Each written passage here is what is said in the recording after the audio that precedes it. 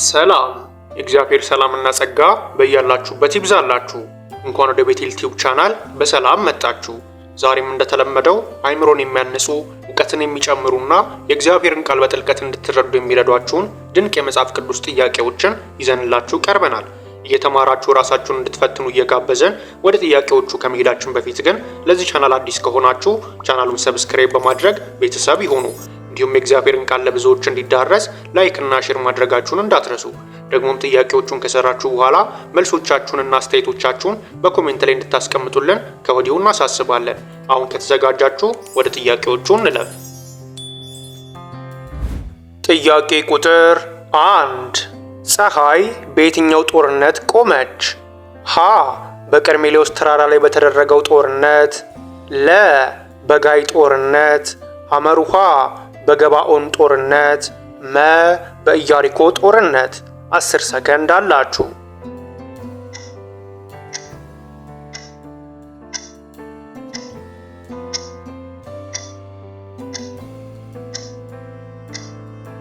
ትክክለኛው መልስ ሐመሩሃ በገባኦን ጦርነት የሚለው ነው። እግዚአብሔርም በእስራኤል ልጆች እጅ አሞራውያንን አሳልፎ በሰጠ ቀን ኢያሱ እግዚአብሔርን ተናገረ። በእስራኤልም ፊት እንዲህ አለ፣ በገባኦን ላይ ፀሐይ ትቁም፣ በኤሎንም ሸለቆ ጨረቃ። ሕዝቡም ጠላቶቻቸውን እስኪበቀሉ ድረስ ፀሐይ ቆመ፣ ጨረቃም ዘገየ። ይህስ በያሻር መጽሐፍ የተጻፈ አይደለምን? ፀሐይም በሰማይ መካከል ዘገየ፣ አንድ ቀንም ሙሉ ያህል ለመግባት አልቸኮለም። መጽሐፈ ኢያሱ ምዕራፍ 10 ከቁጥር 12 እስከ 13። ጥያቄ ቁጥር 2 የኢየሩሳሌም ቅጥር እንደተገነባ ሲሰማ ሰንበላጥ ምን ምላሽ ሰጠ? ሀ አላገጠባቸው፣ ለ እንዲጨርሱ አገዛቸው፣ ሐመሩሃ ጥረታቸውን አደነቀ፣ መ ዝም አለ። 10 ሰከንድ አላችሁ።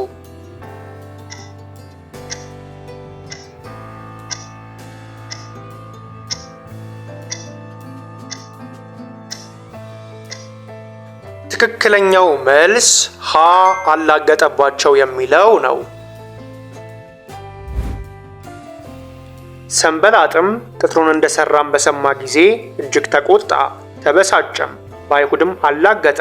በወንድሞቹና በሰማርያ ሰራዊትም ፊት እነዚህ ደካሞች አይሁድ የሚሰሩት ምንድን ነው?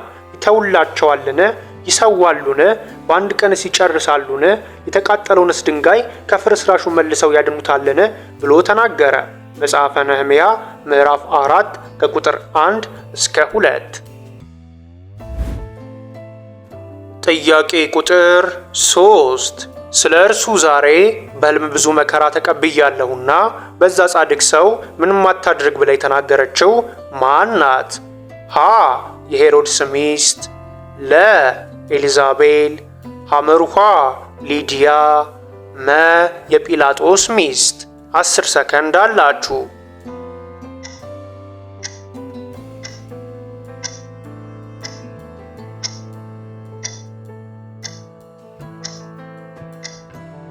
ትክክለኛው መልስ መ የጲላጦስ ሚስት የሚለው ነው። እንግዲህ እነርሱ ተሰብስበው ሳሉ ጲላጦስ በርባንን ወይስ ክርስቶስ የተባለውን ኢየሱስን ማንኛውን ልፈታላችሁ ትወዳላችሁ አላቸው። እርሱም በፍርድ ወንበር ተቀምጦ ሳለ ሚስቱ ስለ እርሱ ዛሬ በሕልም እጅግ መከራ ተቀብያለሁና በዚያ ጻድቅ ሰው ምንም አታድርግ ብላ ላከችበት። የማቴዎስ ወንጌል ምዕራፍ 27 ከቁጥር 17 እስከ 19። ጥያቄ ቁጥር 4 አንዲት ሴት ከእርሱ ጋር ካልሄደች በስተቀር ወደ ጦርነት ለመሄድ ፈቃደኛ ያልሆነው የትኛው ሰው ነው? ሀ ባርቅ፣ ለ ሳምሶን፣ ሐመሩሃ ዮፍታሄ፣ መ ጌዲዮን። 10 ሰከንድ አላችሁ።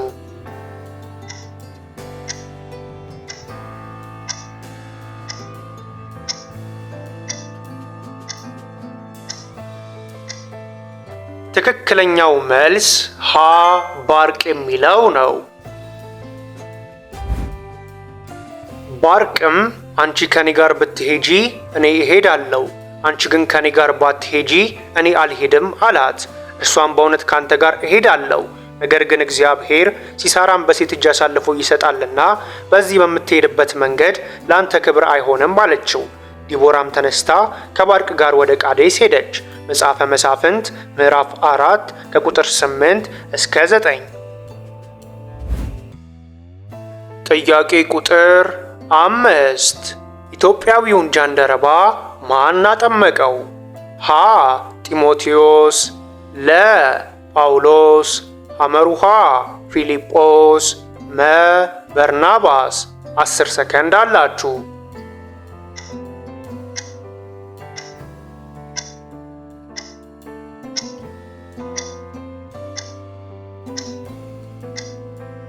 ትክክለኛው መልስ ሐመሩሃ ፊልጶስ የሚለው ነው።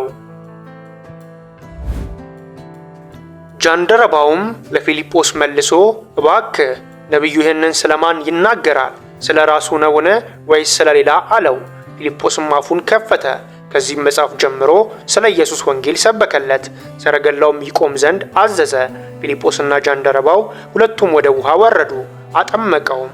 የሐዋርያት ሥራ ምዕራፍ 8 ከቁጥር 34 እስከ 38። ጥያቄ ቁጥር 6 የሰሊሆም ግንብ ሲፈርስ ስንት ሰዎች ሞተዋል? ሀ 5 ሰዎች፣ ለ 12 ሰዎች፣ ሐመሩሃ 18 ሰዎች፣ መ 30 ሰዎች። 10 ሰከንድ አላችሁ።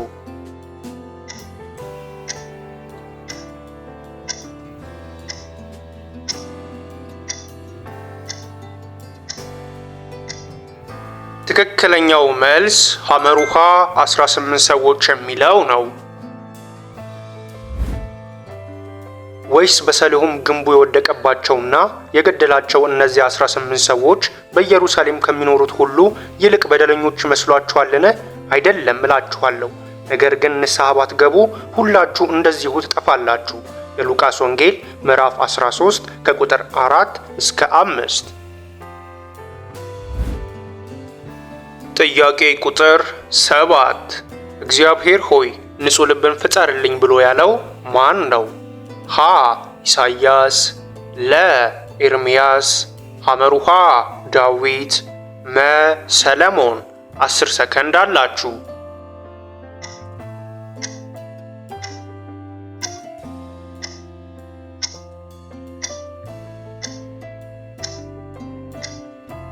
ትክክለኛው መልስ ሐመሩሃ ዳዊት የሚለው ነው። አቤቱ ንጹሕ ልብን ፍጠርልኝ፣ የቀናውንም መንፈስ በውስጤ አድስ። ከፊትህ አትጣለኝ፣ ቅዱስ መንፈስህንም ከእኔ ላይ አትውሰድብኝ። መዝሙረ ዳዊት ምዕራፍ 51 ከቁጥር 10 እስከ 11።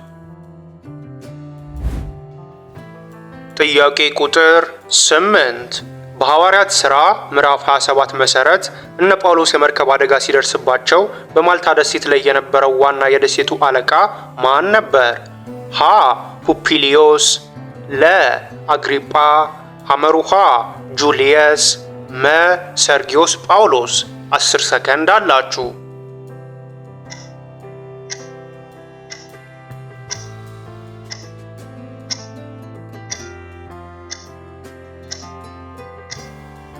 ትክክለኛው መልስ ሀ ፑፕሊዮስ የሚለው ነው። በዚያም ስፍራ አጠገብ ፑፕሊዮስ የሚሉት የደሴት አለቃ መሬት ነበረ። እርሱም እንግድነት ተቀብሎን 3 ቀን በፍቅር አሳደረን። የፑፕሊዮስም አባት በንዳድና በተቅማጥ ታሞ ተኝቶ ነበር። ጳውሎስም ወደ እርሱ ገብቶ ጸለየለት፣ እጁንም በላዩ ጭኖ ፈወሰው። የሐዋርያት ሥራ ምዕራፍ 28 ከቁጥር 7 እስከ 8። ጥያቄ ቁጥር 9 በራእይ ውስጥ የሚቀጥሉትን 7 ፍርዶች የሚያስታውቀው የትኛው መሳሪያ ነው? ሀ በገና፣ ለ ድቤ፣ ሐመሩሃ ጽዋ፣ መ መለከት። 10 ሰከንድ አላችሁ።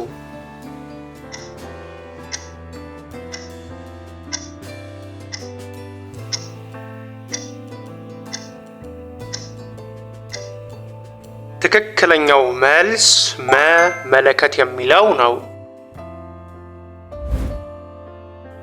ሰባተኛውንም ማኅተም በፈታ ጊዜ እኩለ ሰዓት የሚያህል ዝምታ በሰማይ ሆነ።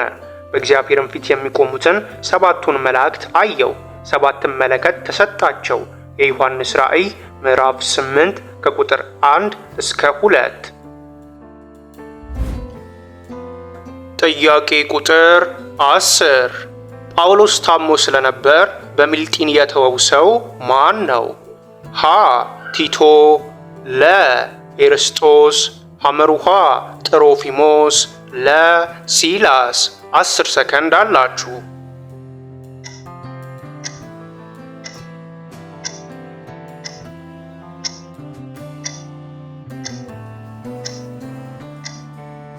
ትክክለኛው መልስ ሐመሩሃ ጥሮፊሞስ የሚለው ነው።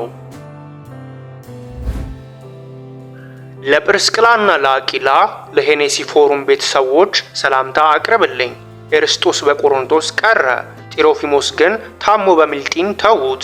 ሁለተኛ ጢሞቴዎስ ምዕራፍ 4 ከቁጥር 19 እስከ 20። ጥያቄ ቁጥር 11 አጥንቱን ከግብፅ እንዲያወጡት የጠየቀው ማን ነው? ሀ ያዕቆብ፣ ለ ይስሐቅ፣ ሐመሩሃ ዮሴፍ፣ መ አብርሃም። 10 ሰከንድ አላችሁ።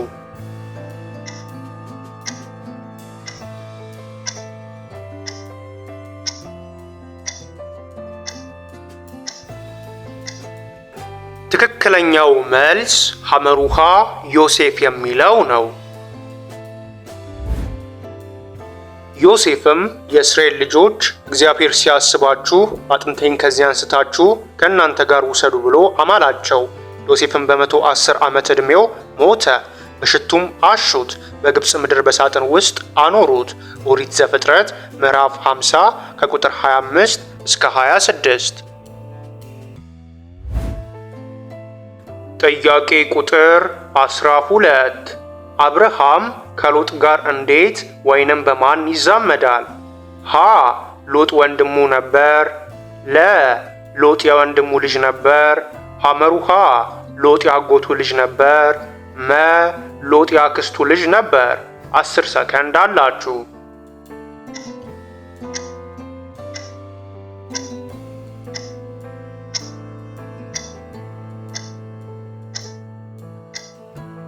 ትክክለኛው መልስ ለሎጥ የወንድሙ ልጅ ነበር የሚለው ነው። አብርሃምም ሚስቱን ሳራንና የወንድሙን ልጅ ሎጥን ያገኙትን ከብት ሁሉና በካራን ያገኟቸውን ሰዎች ይዞ ወደ ከነዓን ምድር ለመሄድ ወጣ። ወደ ከነዓን ምድር ገቡ። ኦሪት ዘፍጥረት ምዕራፍ 12 ቁጥር 5። ጥያቄ ቁጥር 13 ሙሴ የመጀመሪያ ልጁን ለምን ጌርሳም ብሎ ጠራው? ሀ በረሃብ ወቅት ስለተወለደ፣ ለ እግዚአብሔር ከአደጋ ስላዳነው፣ ሐመሩሃ ሙሴ በሌላ ምድር መጻተኛ ስለሆነ፣ መ በኮሬብ ተራራ አቅራቢያ ስለተወለደ። 10 ሰከንድ አላችሁ።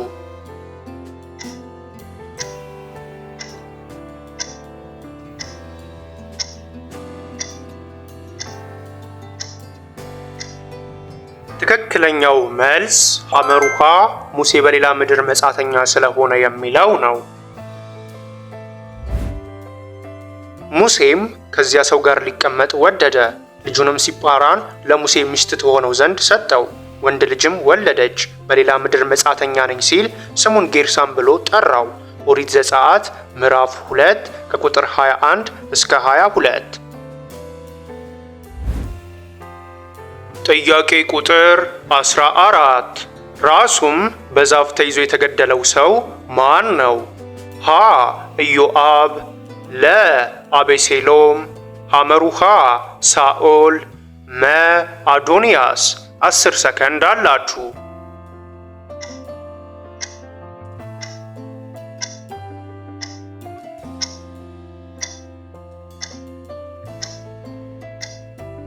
ትክክለኛው መልስ ለአቤሴሎም የሚለው ነው።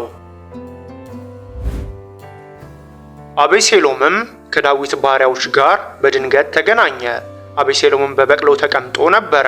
በቅሎውም ብዙ ቅርንጫፎች ባለው በታላቅ ዛፍ በታች ገባ። ራሱም በዛፍ ተያዘ፣ በሰማይና በምድር መካከል ተንጠለጠለ። ተቀምጦበትም የነበረ በቅሎ አለፈ። 10ሩም የኢዮአብ ጋሻ ጃግሬዎች ከበቡት፣ አቤሴሎምንም መትተው ገደሉት። ሁለተኛ ሳሙኤል ምዕራፍ 18 ከቁጥር 9 እስከ 15። ጥያቄ ቁጥር 15 ኢየሱስ ከፈወሳቸው ከ10ሩ ለምጻሞች እሱን ለማመስገን የተመለሱት ስንት ሰዎች ናቸው? ሀ 5ቱ፣ ለ 3ቱ፣ ሐመሩሃ 9ኙ፣ መ 1ዱ። 10 ሰከንድ አላችሁ።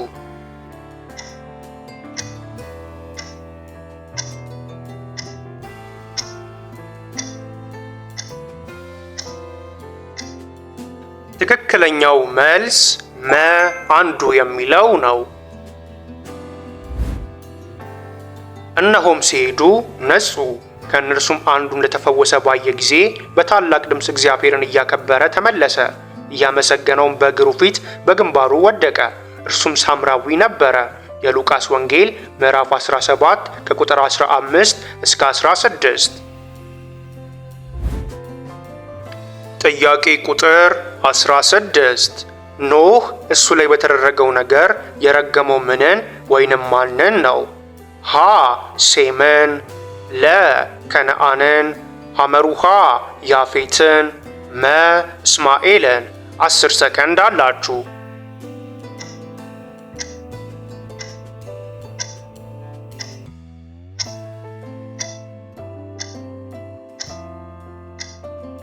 ትክክለኛው መልስ ለ ከነአንን የሚለው ነው።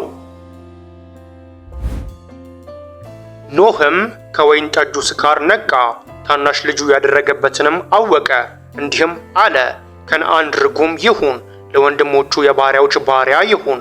እንዲህም አለ፣ የሴም አምላክ እግዚአብሔር ይባረክ፣ ከነአንም ለእነርሱ ባሪያ ይሁን። ኦሪት ዘፍጥረት ምዕራፍ 9 ከቁጥር 24 እስከ 26።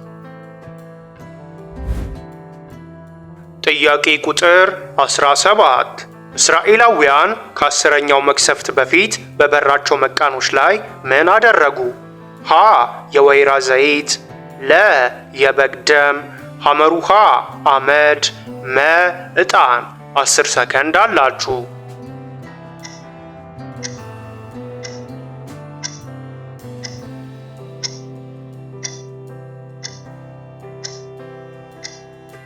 ትክክለኛው መልስ ለ የበግ ደም የሚለው ነው። በዚህም ወር እስከ 14ኛው ቀን ድረስ ጠበቁት። የእስራኤልን ማህበር ጉባኤ ሁሉ ሲመሽ ይረዱት። ከደሙም ወስደው በሚበሉበት ቤት ሁለቱን መቃኑና ጉበኑን ይቀቡት። ኦሪት ዘጸአት ምዕራፍ 12 ከቁጥር 6 እስከ 7። ጥያቄ ቁጥር 18 ዮሐንስ በራእይ የተመዘገቡትን ራእዮች ሲቀበል የት ነበር? ሀ በሲና፣ ለ በኢየሩሳሌም ኮረብቶች ስር፣ ሐመሩሃ በገሊላ፣ መ በፍጥሞ ደሴት። 10 ሰከንድ አላችሁ።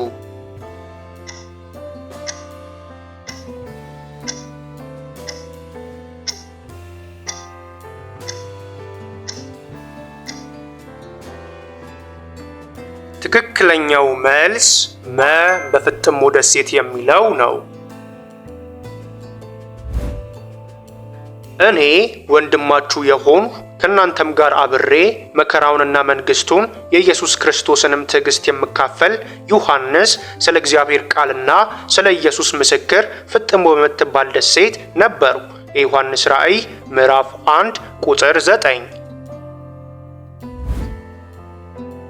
ጥያቄ ቁጥር 19 እግዚአብሔር በሚቃጠለው ቁጥቋጦ ለማን ተናገረ? ሀ ለኢያሱ፣ ለ ለሙሴ፣ ሐመሩሃ ለአሮን፣ መ ለካሌብ። 10 ሰከንድ አላችሁ።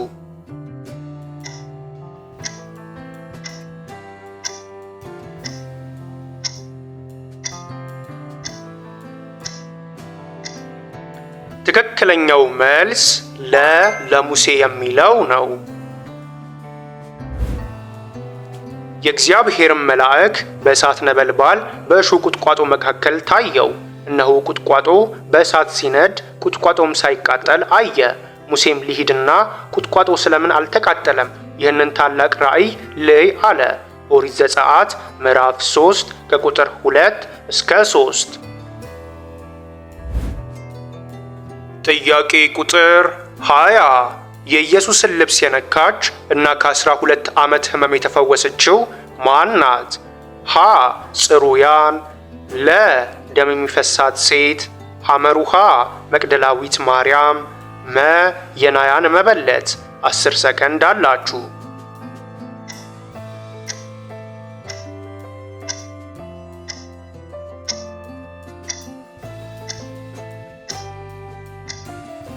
ትክክለኛው መልስ ለደም የሚፈሳት ሴት የሚለው ነው። ከ12 ዓመትም ጀምሮ ደም የሚፈሳት ሴት ነበረች። የኢየሱስንም ወሬ ሰምታ በስተኋላው በሰዎች መካከል መጥታ ልብሱን ዳሰሰች። ወዲያውም የደሟ ምንጭ ደረቀ። ከስቃዋም እንደዳነች በሰውነቷ አወቀች። የማርቆስ ወንጌል ምዕራፍ 5 ከቁጥር 25 እስከ 29። ውድ የቤቴል ቲዩብ ተመልካቾቻችን እግዚአብሔር በቃሉ ብርሃንነት ይምራችሁ፣ በቤታችሁና በኑሯችሁ ሁሉ ሰላሙን ያብዛላችሁ፣ ቃሉን የምትሰሙ ብቻ ሳይሆን በሕይወታችሁ የምትኖሩ ያድርጋችሁ ያለን በሚቀጥለው ቪዲዮ እስከምንገናኝ ድረስ እግዚአብሔር አምላክ በሰላምና በጤና ያገናኘን። ቸር ቆዩልን። ቻው።